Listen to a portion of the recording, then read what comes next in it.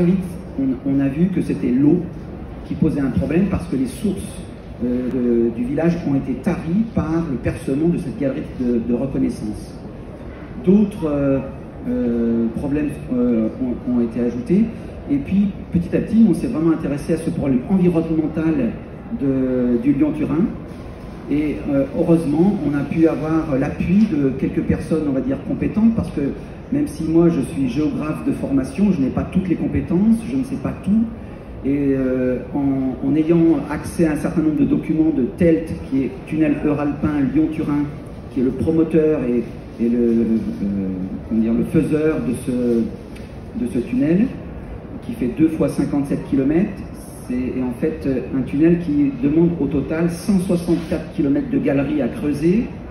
Pour l'instant, il y en a à peu près 25 km qui sont à peu près creusés. Ce sont uniquement des travaux préparatoires qui sont faits, comme la galerie de reconnaissance, par exemple, en dessous de Villerodin-Bourget. Or, en creusant ces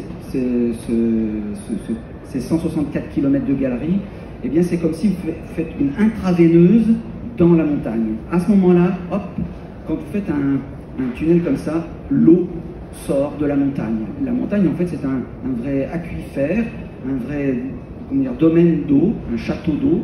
C'est pour ça d'ailleurs qu'à Lyon, il peut y avoir de l'eau, parce que justement, c'est dans les Alpes que naissent cette eau en partie du Rhône. Et sous notre village, donc, cette galerie a fait une intraveineuse à la montagne, et là, tout d'un coup, les sources d'eau qui alimentaient le village se sont taries. Et du jour au lendemain, les fontaines du village, il n'y avait plus d'eau du tout. Donc beaucoup de gens se sont posé des questions et évidemment se sont battus contre désormais ce projet. Je passe très vite. Nous étions au début des années 2000, 2002, 2003. On passe maintenant aux années 2011, 2012. Et là, il y a un nouveau phénomène qui arrive, c'est que c'est pas seulement la commune de Villerodin-Bourget qui semble être la seule à être touchée par ce phénomène-là, mais il y a d'autres galeries de reconnaissance qui arrivent à leur point, et d'autres communes sont également touchées par des tarissements de sources ou des diminutions de débit de certaines sources. Là, je parle donc de phénomènes, on va dire, de surface. On ne sait pas encore exactement ce qui se passe en dessous, et c'est ça peut-être le pire.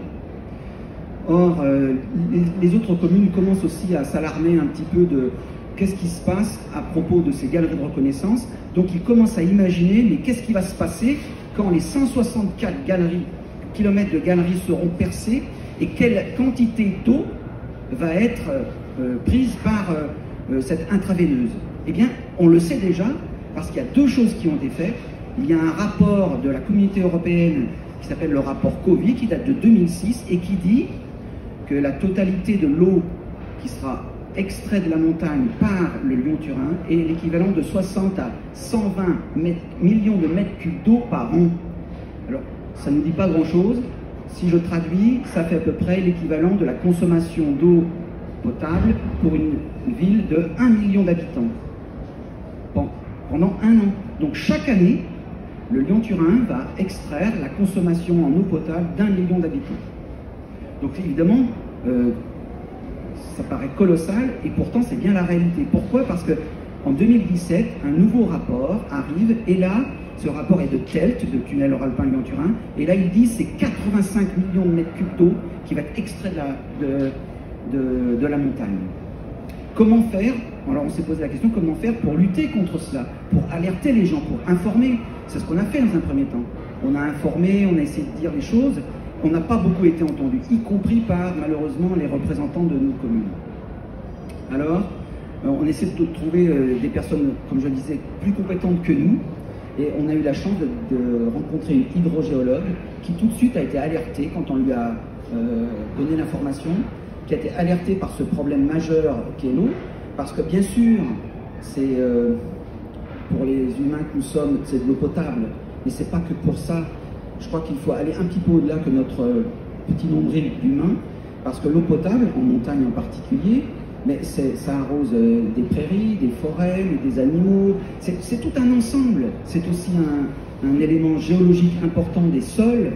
Donc si vous enlevez toute cette eau-là, c'est toute une partie de la vie de la montagne qui disparaît, mais c'est également des affaissements de terrain, des choses comme ça qui peuvent se passer. Alors on se dit comment on va faire pour essayer de lutter contre ce phénomène. Et cette hydrogéologue, elle nous a indiqué un moyen vraiment intéressant, c'est que chaque source d'alimentation en eau potable d'une commune a 3 périmètres de protection, un périmètre immédiat de quelques mètres ou quelques dizaines de mètres, ensuite un périmètre rapproché de protection qui fait entre 100 à 200, 300, 500 mètres autour, et puis un périmètre éloigné de protection, là qui fait parfois plusieurs kilomètres de protection, et sur une montagne, évidemment, ça monte dans les versants. Et or, pour obtenir ces périmètres de protection, il faut faire une déclaration d'utilité publique.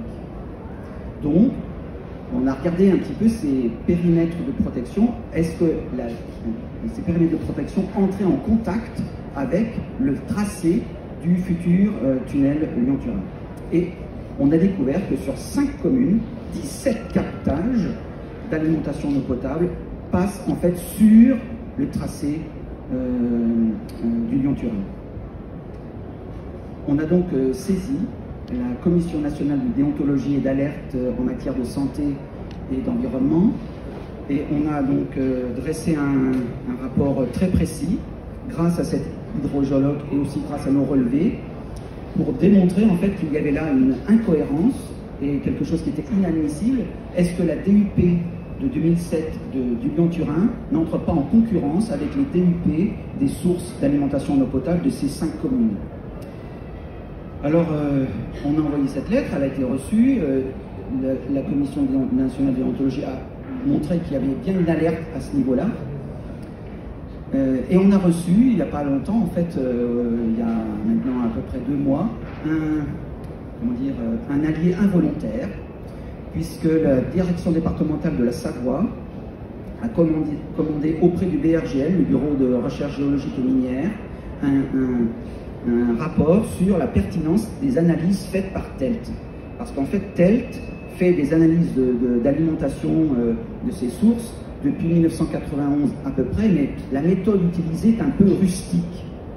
Parce que normalement, quand on mesure des sources selon un certain nombre de débits, il faut quand même aujourd'hui, on a des moyens, on va dire, scientifiques intéressants. Et bien que, comment font-ils eux? Ils prennent un seau de 15 litres et ils mesurent au chronomètre.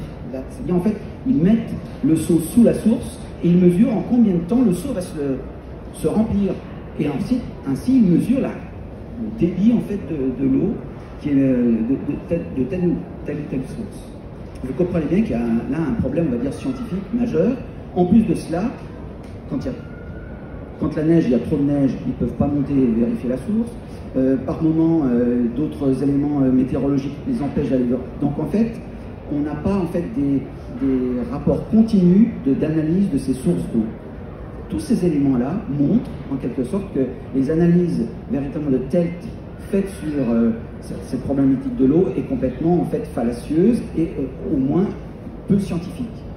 Donc nous demandons véritablement une réactivation de ces mesures de qualité d'eau et de quantité d'eau pour démontrer en quelque sorte que si on continue à vouloir creuser ce Lyon-Turin, c'est toute la vallée ou la haute vallée de la Maurienne qui sera en fait empêchée d'avoir de l'eau déjà potable, mais comme je le disais, empêchée d'avoir de l'eau pour les champs, les prairies, etc.